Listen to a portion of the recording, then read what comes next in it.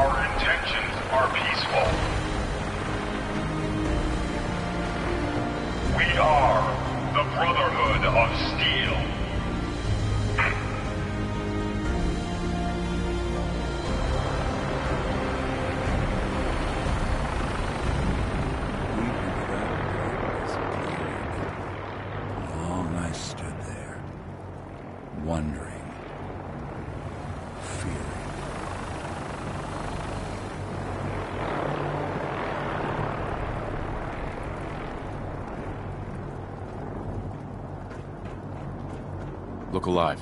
Go on. Hey, Valentine. You got time to talk now? What's wrong? Wrong? Oh, no, nothing's wrong. We've just been traveling a while now, and I figure there hasn't exactly been equitable distribution of information. Gotten a decent glimpse into your dirty laundry, but you still don't really know a whole heck of a lot about me. I figured I'd offer to balance the board. So, is there anything you want to know? What's with the outfit? After I started the agency, it just seemed like the sort of thing a detective ought to wear. I got some old memories, pre-war. Faded to all heck of guys dressed like this, doing what I do. Putting on the hat and trench coat, I figured it'd let folks know I was serious about the whole thing. Clothes make the man and all that. Guess I felt they made me the man I wanted to be.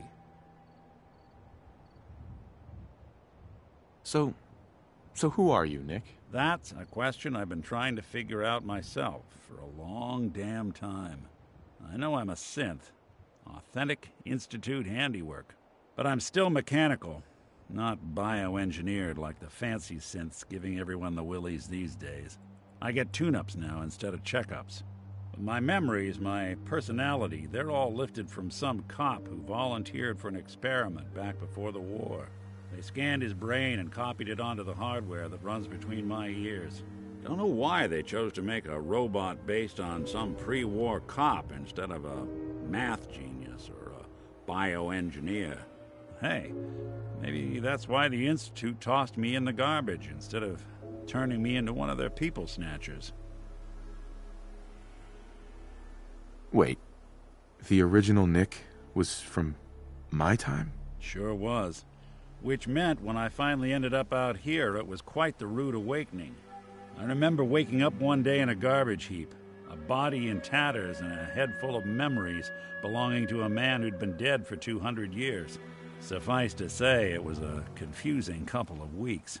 Folks didn't really know much about synths back then, so when I finally ran into people, they mostly treated me with caution rather than hostility. But the kids, they weren't afraid. I think his name was Jim. The first person to actually speak to me after I got the boot from the Institute. My first human contact in this world. Grilled me for an hour. Once they'd seen I wasn't going to hurt anyone, the other folks in the neighborhood came out to ogle the mechanical.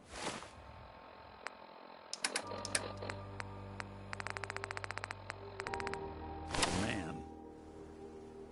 It eventually turned into a pretty swell soiree. A local mechanic even gave me a once-over, free of charge.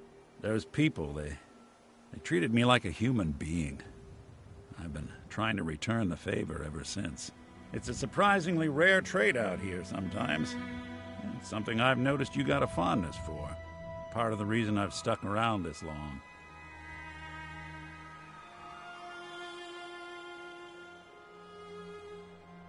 Where's that town? We should go visit. I tried to go back and say thanks, once I'd gotten myself established. But the place was wiped off the map. Raiders. Don't know what happened to the people. If you're good to people, they'll be good back. That's something I've always believed. Couldn't agree more. Well, I expect you're about as bored as can be listening to me rattle my skeletons. We should probably head out.